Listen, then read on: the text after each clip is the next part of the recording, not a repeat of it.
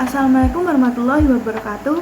Hai, saya Sabita Fanani dari Prodi D3 Gizi kelas reguler 2B dengan NIM 091. Di sini saya akan menjelaskan secara singkat mengenai gizi seimbang pada anak. Gizi seimbang adalah susunan makanan sehari-hari yang mengandung zat gizi dalam jenis dan jumlah yang disesuaikan dengan kebutuhan tubuh seseorang dengan memperhatikan prinsip variasi jenis makanan, aktivitas fisik, menjaga kebersihan, dan memperhatikan berat badan ideal.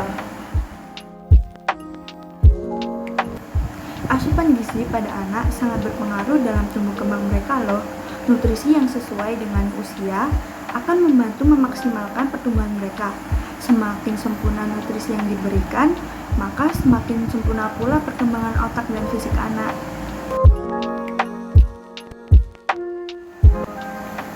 Sebenarnya, banyak faktor yang membuat anak mengalami kekurangan gizi. Kondisi ini kemungkinan dapat terjadi karena ekonomi keluarga yang kurang atau kurangnya pengetahuan orang tua akan pentingnya pemberian makanan yang sehat dan yang bergizi seimbang. Bisa juga terjadi karena lingkungan yang tidak memadai atau anak mengalami keinfeksi penyakit tertentu. Yuk pahami dampak apa saja sih yang terjadi jika anak mengalami kekurangan gizi. Yang pertama, pertumbuhan terganggu. Dampak langsung dari kurangnya gizi yang terlihat jelas adalah berat dan tinggi badan anak tidak sesuai dengan usianya. Umumnya, hal ini disebabkan oleh tidak tercukupinya gizi anak atau penyerapan vitamin dan mineral yang tidak sempurna. Yang kedua, daya tahan tubuh menurun. Kurangnya gizi tentunya berdampak pada menurunnya daya tahan tubuh sehingga anak rentan terkena beragam penyakit. Apabila terjadi, tumbuh kembang anak bisa terhambat. Penyakit yang muncul jika tidak segera diatasi hingga tuntas bisa berakibat fatal. Yang ketiga, terganggunya struktur dan fungsi otak. Kekurangan nutrisi atau gizi pada tubuh bisa juga menyebabkan terganggunya perkembangan mental pada otak anak. Perlu kita ketahui, ternyata otak mengalami bentuk maksimal pada usia 2 tahun loh, sehingga ada baiknya anak diberi nutrisi yang cukup selama masih dalam masa pertumbuhan. Tidak hanya kekurangan gizi, tetapi kelebihan gizi juga berbahaya bagi anak loh. Akibat dari kelebihan gizi pada anak adalah obesitas sejak dini. Bayi yang memiliki berat badan yang tidak seharusnya akan mengidap penyakit obesitas.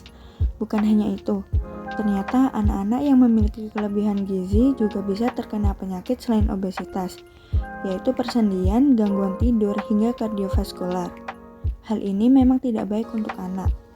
Akan tetapi disarankan orang tua jangan membatasi makanan anak, karena bagaimanapun masa anak-anak adalah masa pertumbuhan, sehingga tidak baik untuk membatasinya. Nah, di sini saya ingin mengajak para penonton nih untuk menerapkan isi piringku. Apa sih isi piringku itu? Isi piringku merupakan program bagi masyarakat dalam memahami bagaimana porsi makan yang tepat untuk memenuhi kebutuhan gizi. Isi piringku adalah pengganti konsep 4 sehat 5 sempurna. Konsep lama tersebut kini tidak lagi mengakomodasi pemenuhan gizi seimbang. Isi piringku juga merupakan anjuran konsumsi pangan setiap kali makan loh. Lalu, apa saja sih yang ada di dalam isi piringku? Di dalam setengah isi piringku terdapat 2/3 makanan pokok, 1/3 lauk pauk, dan setengah piring lainnya terdapat 2/3 sayur dan 1/3 buah. Namun tidak hanya itu, gizi seimbang juga dilengkapi dengan mencuci tangan dengan sabun, minum air putih yang cukup, dan lakukan aktivitas minimal 30 menit per hari.